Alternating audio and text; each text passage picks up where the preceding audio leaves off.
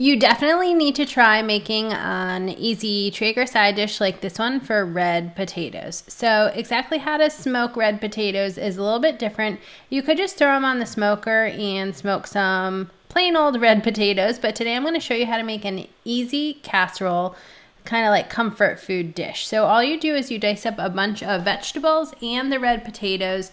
So into the mix went some red pepper, some shallot, garlic, and all of that was drizzled with olive oil, and on went a sprinkle of salt and pepper.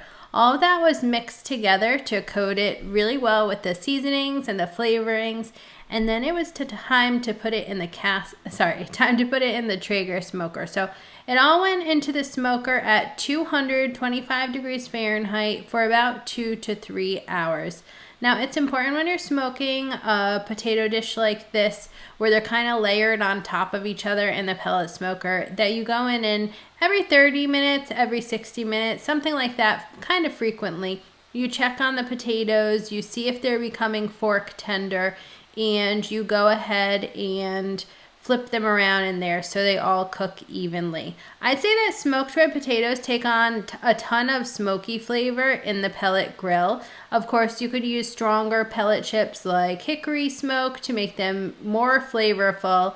And I find that at the 225 degrees cook temperature, that it's really easy to smoke it with something. You can see on the side here we have some steak. I have some really great smoked steak recipes that would go with this at Sip Bite to Go, along with a smoked pork chops recipe that's so tasty. So you see all that butter melts in with the garlic. These are almost done, but not completely fork tender.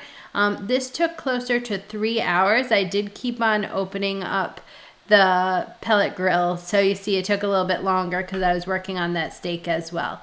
Anyways, print out the full recipe for this at Sip Bite Go. Cheers!